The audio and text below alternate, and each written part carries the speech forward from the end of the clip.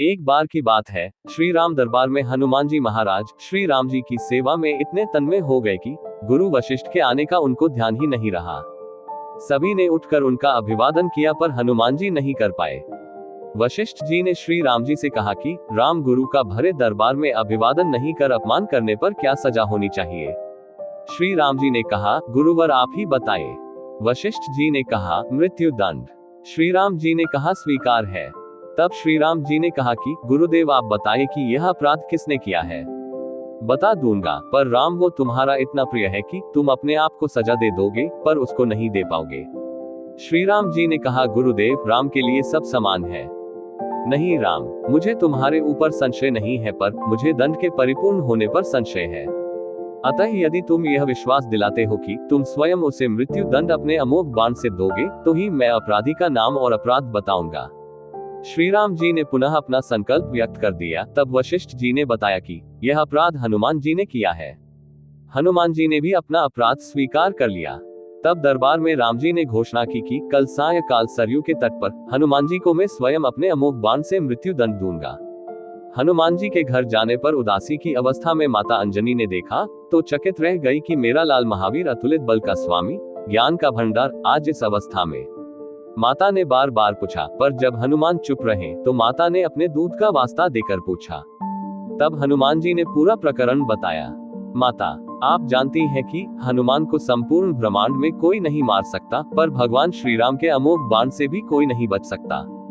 तब माता ने कहा कि हनुमान, मैंने भगवान शंकर से राम नाम मंत्र प्राप्त किया था और तुम्हें भी जन्म के साथ ही यह नाम घुट्टी में पिलाया, जिसके प्रताप से तुमने बचपन में ही सूर्य को फल समझ मुख में ले लिया था। उस राम नाम के होते हुए हनुमान का कोई बाल भी बांका नहीं कर सकता, चाहे वो राम स्वयं ही क्यों ना हो। राम नाम की शक्ति के सामने राम की शक्ति और राम के अमोघ शक्तिबान की शक्तियां महत्वहीन हो जाएगी। जाओ मेरे लाल, अभी से सरयू के तट पर जाकर राम नाम का उच्चारण करना आरंभ कर दो। माता के चरण छूकर हनुमान जी सरयू किनारे राम राम रटने लगे। सायंकाल राम अपने संपूर्ण दरबार सहित सरयू तट आए। सबको कौतूहल था कि क्या राम हनुमान को सजा देंगे, पर जब श्री राम ने अमोघ शक्ति बाण चलाए, हनुमान जी के ऊपर उनका कोई असर नहीं हुआ तो गुरु वशिष्ठ जी ने शंका जताई कि राम तुम अपनी पूर्ण निष्ठा से बाणों का प्रयोग कर रहे हो ना। तब श्री राम ने कहा, हाँ गुरुदेव, मैं गुरु के प्रति अपराध की सजा देने को अपने बाण चला रहा हूँ, उसमें किसी भी प्रकार की चतुराई करके मैं कैसे वही अपराध कर सकता हूँ। तो तुम्हारे बाण अपना कार्य क्यों नहीं कर रहे हैं। तब श्री राम ने कहा, गुरुदेव हनुमान राम राम की अनखंड रट लगाए हुए है और मेरी शक्तियों का अस्तित्व राम नाम के प्रताप के समक्ष महत्वहीन हो रहा है। इससे मेरा कोई भी प्रयास सफल नहीं हो रहा है।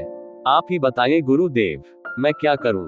गुरुदेव ने कहा, हे राम, आज से मैं तुम्हारे साथ तुम्हारे दरबार को त्याग कर अपने आश्रम जा रहा हूँ, जहाँ राम नाम का निरंतर जप करूंगा।